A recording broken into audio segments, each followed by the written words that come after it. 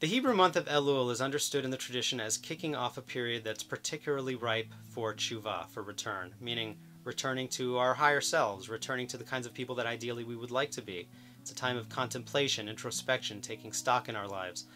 And this period of Teshuva culminates in the holiday of Yom Kippur. Yom Kippur itself culminates in a tefillah, a prayer called Ne'ilah.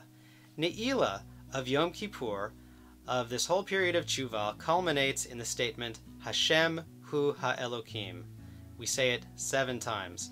So the question is, why end with this? How is this somehow the ultimate expression of Teshuva? So the translation of Hashem Hu Ha-Elokim typically is, Hashem is the God. What I'd like to do is explore it from a more conceptual point of view. Hashem is the Elokim. Hashem and Elokim are the 2 primary names that the tradition uses, and it ascribes a different meaning to each name. According to the Midrash, Kol makom shene'amar Hashem zo midat harachamim. Every place that Hashem is mentioned in the text is referring to the attribute of rachamim, of compassion. Kol makom shene'amar Elokim zo midat hadin.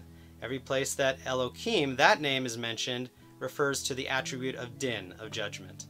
So let's talk about rachamim and din.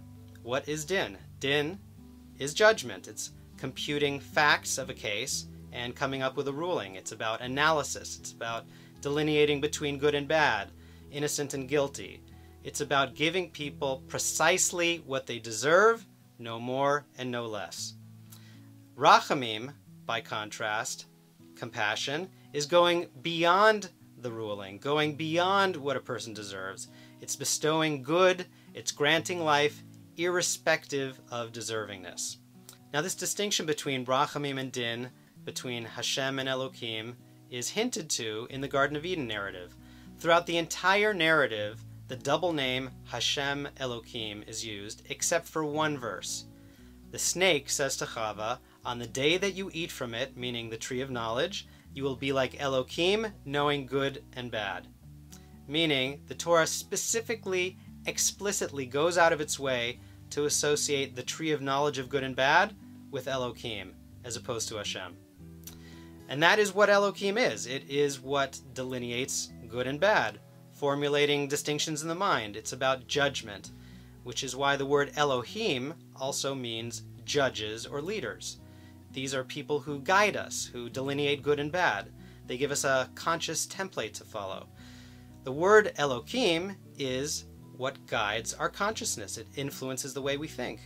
So when we hear the generic Elohim Acherim, other gods, we can also think of it as meaning other influences, other templates, other ideologies and ways of thinking.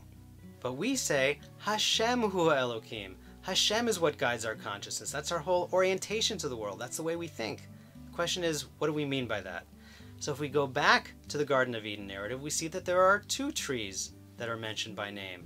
One is the Eitz Hadat, the tree of knowledge, and that's the one the Torah explicitly goes out of its way to identify with the name Elokim. Now by extension, by implication, the other tree, the tree of life, the Eitz HaChaim, that tree is associated with Hashem. Hashem is Rachamim and Chaim. So now we can go back to the phrase Hashem Hu Ha-Elokim and understand it conceptually to mean that life is the ultimate guide for human consciousness. That is what we're saying. We're saying that our whole orientation is to life. That's how we calibrate our moral compass in accordance with life. That's how we identify as a people, and that's the whole paradigm of Torah. Torah is called the Eitz Chaim. Torah is the tree of life for those who grasp onto it.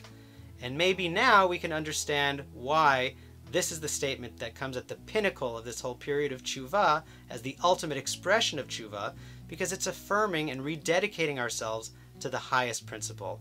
We say it 7 times. We shout it from the mountaintops. We are a people dedicated to life.